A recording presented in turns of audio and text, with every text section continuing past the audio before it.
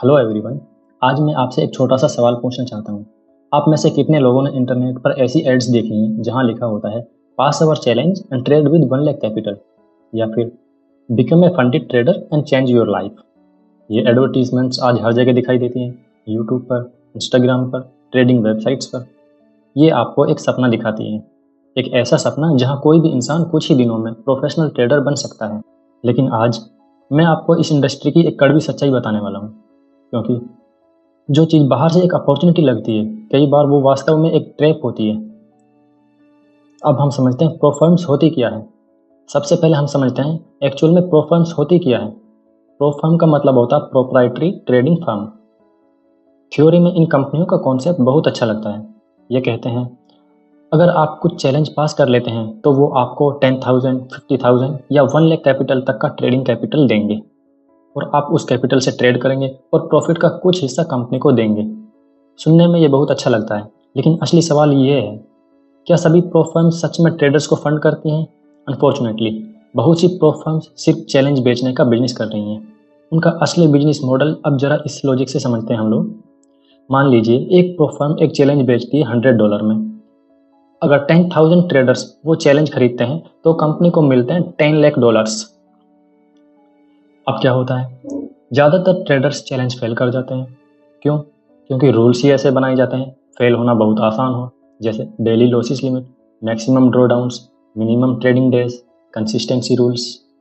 बस एक छोटी सी गलती और अकाउंट फेल, ट्रेडर का पैसा गया, कंपनी का प्रॉफिट बढ़ गया, और यही साइकिल बार बार चलता रहता है।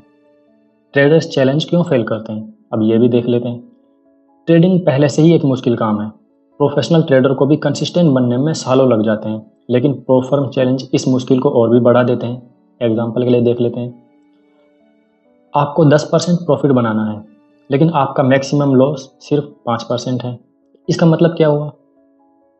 ट्रेडर्स पर बहुत ज़्यादा साइकोलॉजिकल प्रेशर बन जाता है, और उस प्रेशर में ट्रेडर ओवर ट्रेडिंग करते हैं, बिगर रिस्क लेते हैं, फोर्स ट्रेड लेते हैं, और आखिर में अकाउंट फेल हो जाता है। इसका मतलब ये नहीं कि ट्रेडर खराब है, कई बार सिस्टम ही ऐसा होता है कि ट्रेडर को फेल होने की तरफ पुश करता है। अब जान लेते हैं हिडन ट्रिक्स और मैनिपुलेशंस की। बात करते हैं एक गंभीर मुद्दे की। कुछ fraud pro firms trading conditions को मैनिपुलेट भी करती हैं, जैसे अचानक स्पीड्स बढ़ जाना, नॉर्मल मार्केट में भी स्लिपेज होना, ऑर्डर गलत प्राइस पर एग्जीक्यूट होना। कई ट्रेडर्स कहते हैं उनका स्टॉप लॉस हिट हो गया, जबकि मार्केट उस प्राइस तक प्रॉपरली पहुंचा ही नहीं। एक बिगिनर ट्रेडर सोचता है शायद मेरी किस्मत खराब थी, लेकिन कई बार ये सिर्फ किस्मत नहीं होती, ये मैनिपुलेशन भी हो सकता है। सबसे बड़ा इशू पे आउट रिफ्यूज़ल। अब इमेजिन कीजिए एक ट्रेडर ने चैलेंज पास कर लिया, वो फंडेड ट्रेडर बन गया, वो प्रॉफिट भी बना रहा है। अब वो पे आउट रिक्वेस्ट करता है, तो अचानक कंपनी कहती है आपने रूल्स वायलेट किए हैं या आपकी स्ट्रेटजी अलाउड नहीं है, और पे आउट रिजेक्ट कर दिया जाता है। महीनों की मेहनत एक पल में खत्म। ऐसे केसेस दुनिया भर में ट्रेडर्स के साथ हो रहे हैं। अब समझते हैं इन्फ्लुएंसर मार्केटिंग का खेल। अब मैं एक और कंट्रोवर्शियल बात करना चाहता हूँ। बहुत सारी प्रो फर्म्स अपने प्रमोशन के लिए इन्फ्लुएंसर्स का इस्तेमाल कर रही हैं। आपने ऐसे वीडियोस देखे होंगे, ये प्रो फर्म सबसे बेस्ट है, इस प्रो फर्म ने मेरी लाइफ बदल दी। लेकिन सच्चाई क्या है? कई इन्फ्लुएंसर्स को मिलती है एफिलिएट कमीशन, कभी कभी 20% से 40% तक।